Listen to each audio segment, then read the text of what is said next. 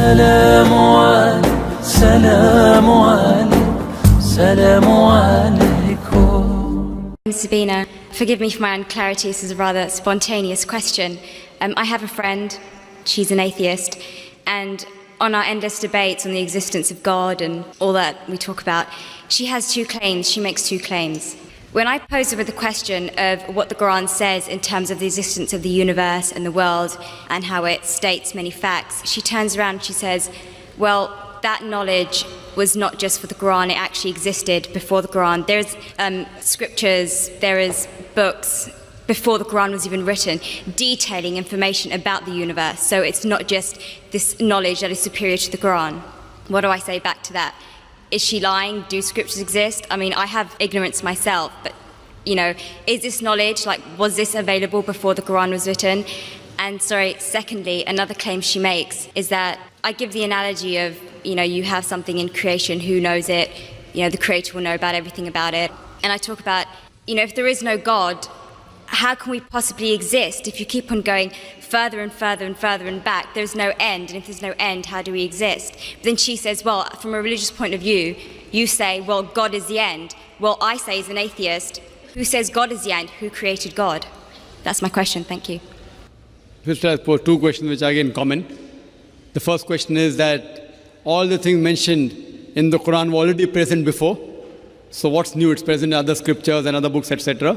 That's the first question. The second question is, who created God? As far as the first question is concerned, I do agree that certain things were present in time before the Quran, but they were not called as established facts. They were not called as established facts. For example, the thing I quoted that the sun, previously people thought that the sun rotating.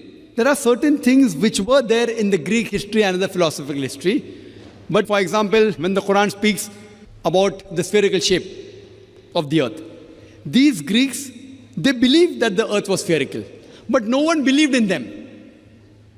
So certain facts, not all, a small percentage, what the science has come to know today and what Quran mentions, were told by people previously, but they failed to realize that the same Greeks mentioned 100 other things which were unscientific.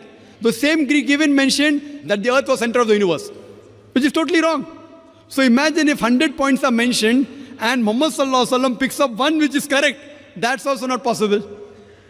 So I do agree with you, sister, that certain things were mentioned before science established as a fact today. But these things weren't established that time.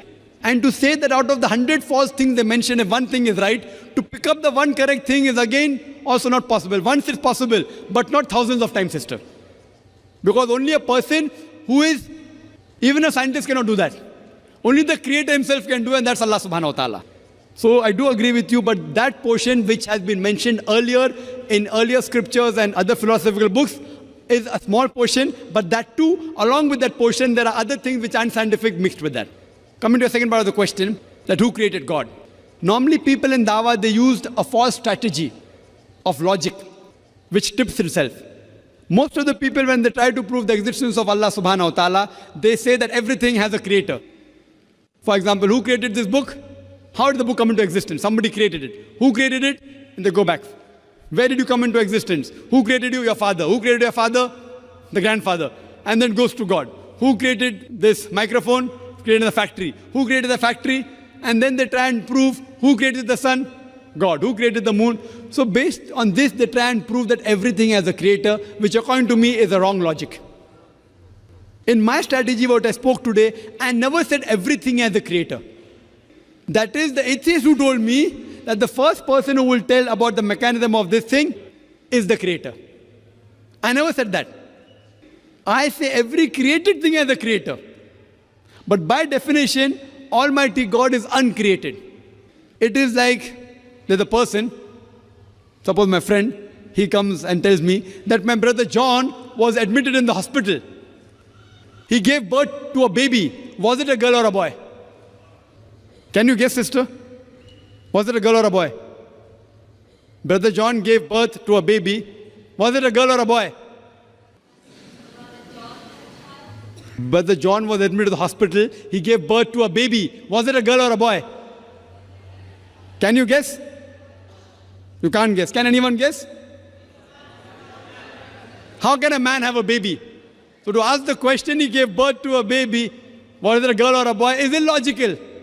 The same thing, the definition of Allah is uncreated. The moment you say who created Allah, he ceases to be Allah. Therefore, the definition of God is uncreated. Therefore, Almighty God has got no creator, if he is a true Almighty God. Hope that answers the question.